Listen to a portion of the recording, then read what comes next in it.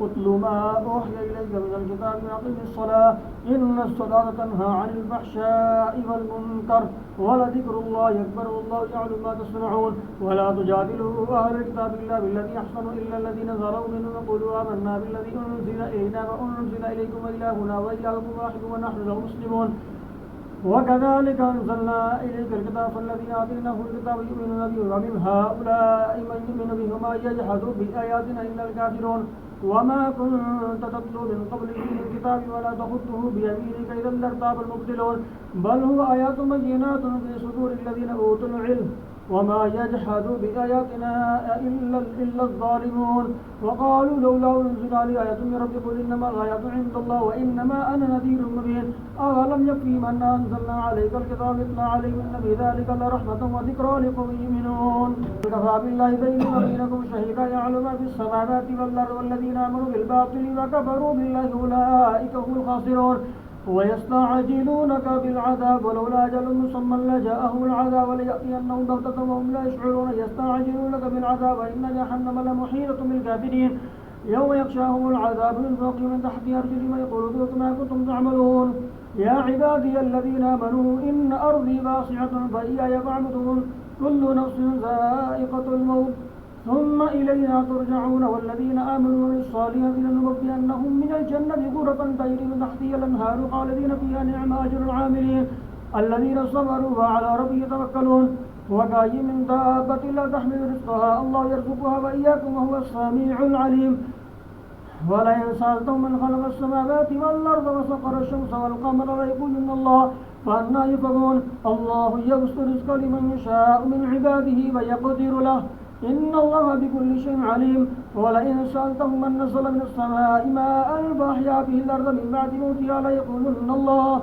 قل الحمد لله بل أكثرهم لا يعقلون وما هذه الحياة الدنيا إلا لهو ولعب وإن الدار الآخرة لهي الحيوان لو كانوا يعلمون فإذا رغبوا في الفلك دعوا الله مخلصين له الدين فلما نجاهم إلى البر إذا هم يشركون ليكفروا بما آتيناهم وليتمتعوا فسوف يعلمون أولم يروا أنا جعلنا حرما آمنا ويتخطف الناس من حولهم فبالباطل يؤمنون وبنعمة الله يكفرون ومن أظلم ممن افترى على الله كذبا وكذب بالحق لما جاءها ليس بجهنم مثوى للكافرين والذين جاهدوا فينا لنهدينهم سبلنا وإن الله لمع المحسنين ألف لام ميم غلبت الروم في أدنى الأرض وهم من بعد غلب سيغلبون في بضع سنين لله الأمر من قبل ومن بعد يومئذ يفرح المؤمنون بنصر الله ينصر من يشاء وهو العزيز الرحيم وعد الله لا يملكهم أو وعده ولكن أكثر الناس لا يعلمون ظاهرا من الحياة الدنيا وهم عن الآخرة هم غافلون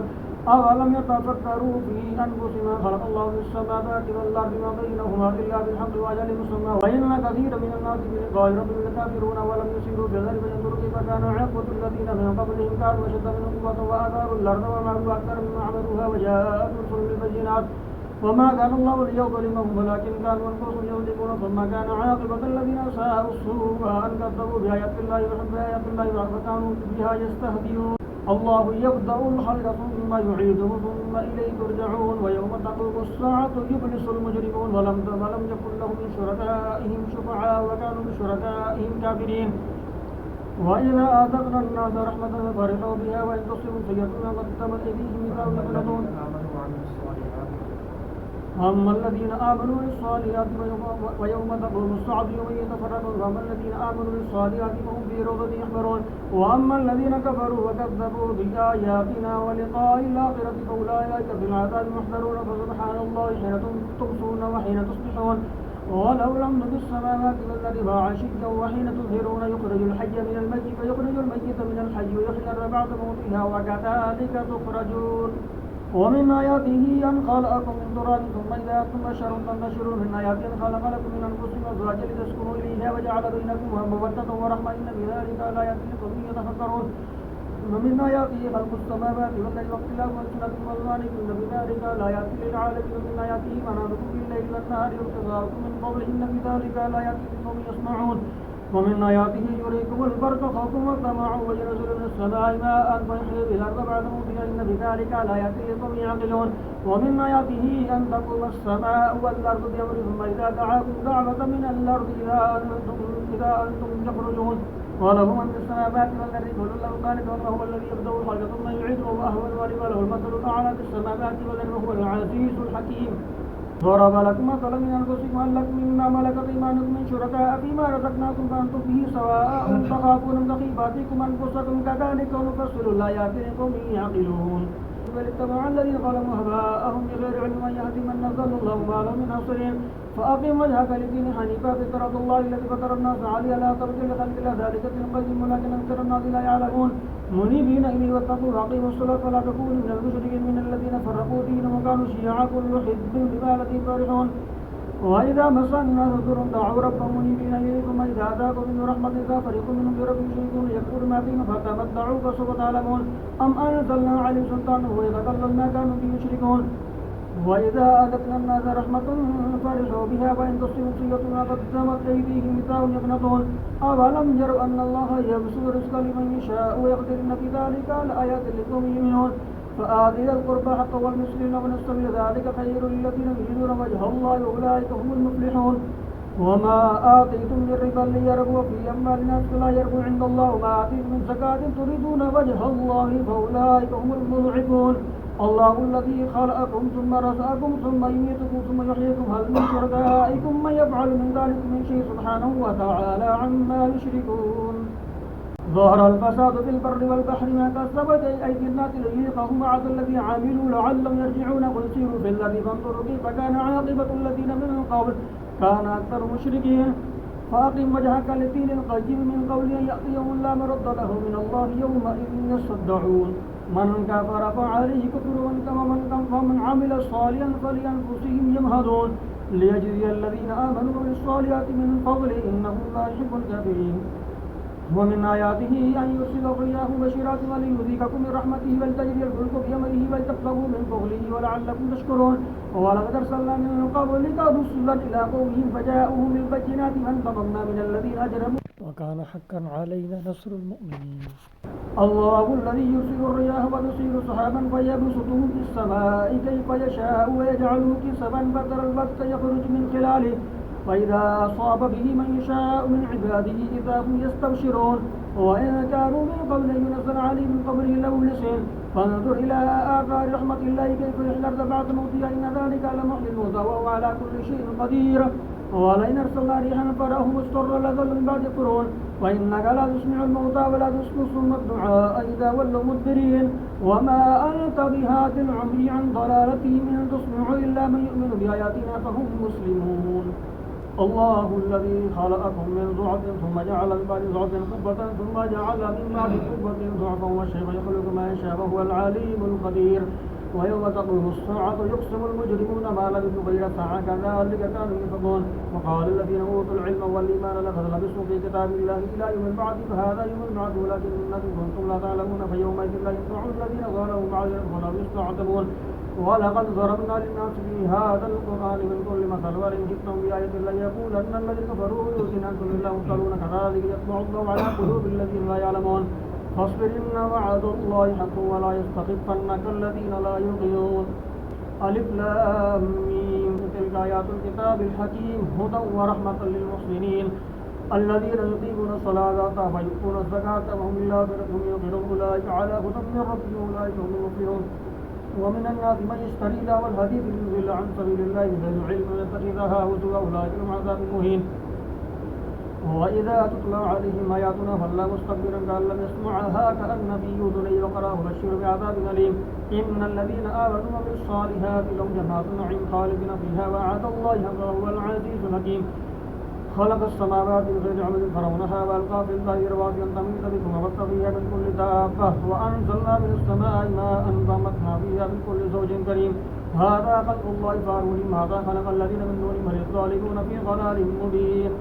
ولقد أعطينا لقمان الحكمة أن اشكر لله ومن يشكر فإنما يشكر لنفسه ومن كفر فإن الله غني حميد. وإذ قال لقمان لابنه ويعظه يا بني لا تشرك بالله إن الشرك لظلم عظيم. ووصينا الإنسان بوالديه حملته أمه وهنا على وهن وفصاله في عامين أن اشكر لي ولوالديك إلي المصير. وإن جاهداك على أن تشرك بما ليس لك به علم فلا تطعهما وصاحبهما في الدنيا معروفا واتبع سبيل من أناب إلي ثم إلي مرجعكم فأنبئكم ما كنتم تعملون. يا بني إنها إن تكن مثقال حبة من خردل فتكن في صخرة أو في السماوات أو في الأرض يأتي الله إن الله لطيف خبير. يا بني أقم الصلاة وأمر بالمعروف وانه عن المنكر واصبر على ما أصابك إن ذلك من عزم الأمور. ولا تصاعد خدك للناس ولا تمشي في الأرض مرحا إن الله لا يحب كل مختال فخور. واقصد في مشيك واغضض من صوتك إن أنكر الأصوات لصوت الحمير. ألم تروا أن الله سخر لكم ما في السماوات وما في الأرض فأصبح عليكم نعمه ظاهرة وباطنة من الناس من يجادل في الله بغير علم ولا هدى ولا كتاب منير. وإذا قيل لهم اتبعوا ما أنزل الله قالوا بل نتبع ما وجدنا عليه آباءنا ولو كان الشيطان يدعو إلى عذاب السعير. ومن يسلم وجهه إلى الله ومحسن فله فقد استمسك بالعروة الوثقى وإلى الله عاقبة الأمور. ومن كفر فلا يحزنك كفر إلينا مرجعهم فننبئ ما عملوا إن الله عليم بذات الصدور. نمتعهم قليلا ونسترهم إلى عذاب غليظ. ولئن سألتم من خلق السماوات والأرض ليقولن الله قل الحمد لله بل أكثرهم لا يعلمون. لله ما في السماوات والأرض إن الله هو الغني الحميد. ولو أن ما في الأرض من شجرة أقلام والبحر يمده من بعده السبعة أبحر ما نفدت كلمات الله إن الله عزيز حكيم. ما خلقكم ولا بعثكم إلا كنفس واحدة إن الله سميع بصير. ألم تر أن الله يولج الليل في النهار ويولج النهار في الليل وسخر الشمس والقمر كل يجري إلى أجل مسمى وأن الله بما تعملون خبير. ذلك بأن الله يقول أن ما يدعون من دونه الباطل وأن الله هو العلي الكبير. ألم تر أن الفلك تجري في البحر بنعمة الله ليريكم من آياته في ذلك لا يتم كل صبار شكور. وإذا غشيهم موج كالطول دعوا الله مخلصين له الدين فلما نجاهم إلى البر فمنهم مقتصد وما يجحد بآياتنا إلا كل ختار كفور. يا أيها الناس اتقوا ربكم واخشوا يوما لا يجزي والد عن ولده ولا مولود هو جاز عن والده شيئا إن وعد الله حق فلا تغرنكم الحياة الدنيا ولا يغرنكم بالله غرور. إن الله عنده علم الساعة وينزل الغيث ويعلم ما في الأرحام وما تدري نفس ماذا تكسب غدا وما تدري نفس بأي أرض تموت إن الله عليم خبير. ألف لام ميم تنزيل الكتاب لا ريب فيه من رب العالمين أم يقولون اقترب الحق من ربك لتنذر قوما آتاهم من نذير من قبلك لعلهم يهتدون. الله الذي خلق السماوات والأرض ما بينهما إلا بالحق وما بينهما في 6 أيام ثم استوى على العرش ما لكم من دونه ولي ولا شفيع أفلا تتذكرون. يدبر الأمر من السماء إلى الأرض ثم يعرج إليه في يوم كان مقداره ألف سنة مما تعدون. ذلك عالم الغيب والشهادة العزيز الرحيم الذي أحسن كل شيء خلقه وبدأ خلق الإنسان من طين ثم سواه ثم جعل له من سلالة ماء مهين ثم سواه ونفخ فيه من روحه وجعل لكم السمع والأبصار والأفئدة قليلا ما تشكرون. وقالوا أئذا ضللنا في الأرض أئنا لفي خلق جديد بل هم بلقاء ربهم كافرون. قل يتوفاكم ملك الموت الذي وكل بكم ثم إلى ربكم ترجعون. ولو ترى إذ المجرمون ناكسوا رؤوسهم عند ربهم ربنا أبصرنا وسمعنا فارجعنا نعمل صالحا إنا موقنون. ولو شئنا لآتينا كل نفس هداها ولكن حق قول مني لأملأن جهنم من الجنة والناس أجمعين. فذوقوا ما نسيتم لقاء يومكم هذا إنا نسيناكم وذوقوا عذابكم بما كنتم تعملون. إنما يؤمن بآياتنا الذين إذا ذكروا بها خروا السجد وسبحوا بحمد ربهم وهم لا يستكبرون. تتجافى جنوبهم عن المضاجع يدعون ربهم خوفا وطمعا ومما رزقناهم ينفقون ولا تعلم نفس ما أخفي لهم من قرة أعين جزاء بما كانوا يعملون. أفمن كان مؤمنا كمن كان فاسقا لا يستوون. أما الذين آمنوا بالصالحات فلهم جنات المأوى نزلا ما كانوا يعملون. وأما الذين فسقوا ومأواهم النار كلما أرادوا أن يخرجوا منها أعيدوا فيها وقيل لهم ذوقوا عذاب النار التي كنتم به تكذبون. ولنذيقنهم من العذاب الأدنى دون العذاب الأكبر لعلهم يرجعون.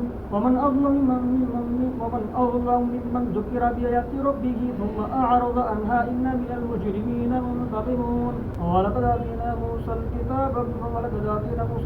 فلا تكن في مرية من لقائه وجعلناه هدى لبني إسرائيل وجعلنا منهم أئمة يهدون بأمرنا لما صبروا وكانوا بآياتنا يوقنون.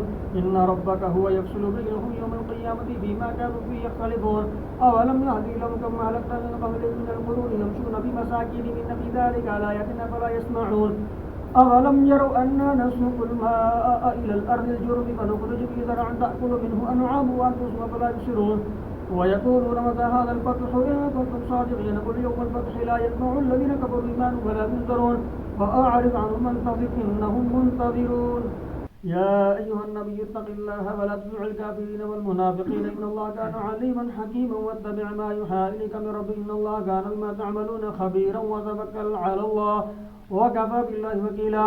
ما جعل الله لرجل من قلبين في جوف ما جعل أزواجكم اللائي تظاهرون منهن أمهاتكم ما جعل أدعياءكم أبناءكم ذلك قولكم بأفواهكم والله يقول الحق وهو يهدي السبيل ادعوهم لآبائهم هو أقسط عند الله فإن لم تعلموا آباءهم فإخوانكم في الدين ومواليكم وليس عليكم جناح بما أخطأتم به ولكن ما تعمدت قلوبكم وكان الله غفورا رحيما.